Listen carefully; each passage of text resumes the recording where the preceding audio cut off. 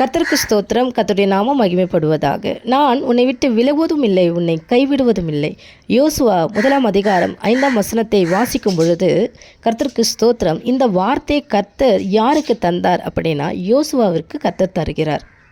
யோசுவா யார்? மோசையின் கீழ் அடங்கியிருந்தவர், மோசைக்கு கீழ்ப்படிந்தவர். யோசுவா அப்படிங்கிற அந்த பேருக்கான அர்த்தம் கர்த்தர் என்ற ரட்சிப்பு, யெகோவா என்ற ரட்சிப்பு. யோசுவாவை நம்ம கவனித்து பார்க்கும் பொழுது அவர் ஒரு யுத்த வீரர், விசுவாச வீரர், கர்த்தருக்கு கீழ்ப்படிந்து அற்புதத்தை செய்தவர். கர்த்தருக்கு ஸ்தோத்திரம்.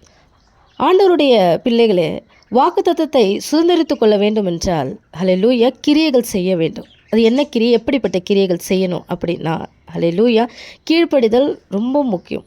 ஆவிக்குரிய வாழ்க்கையில் நடத்துகிற உங்களை ஆவிக்குரிய வாழ்க்கையில் நடத்துகிற ஆவிக்குரிய ஜீவியத்தில் உங்களை நடத்துகிற உங்கள் ஊழியருக்கு நீங்கள் என்ன பண்ணி ஆகணும்? உங்களுடைய போதகருக்கு என்ன பண்ணி ஆகணும்? கீழ்ப்படிந்து ஆகணும்.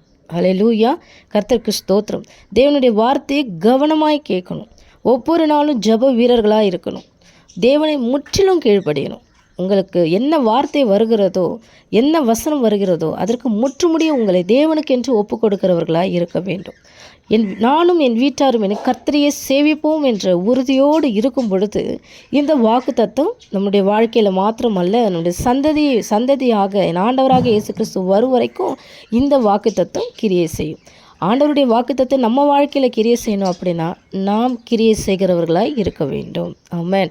யோசுவாவை போல ஹல்லேலூயா கீழ்ப்படிந்து விசுவாசத்தோடு ஒரு யுத்த வீராங்கனைகளாக இருக்கும் பொழுது கர்த்தர் சொல்லுகிறார், நான் உன்னை விட்டு விலகுவதும் இல்லை, உன்னை கைவிடுவதும் இல்லை. ஆமென். கர்த்தர் உங்களை ஆசீர்வதிப்பாராக.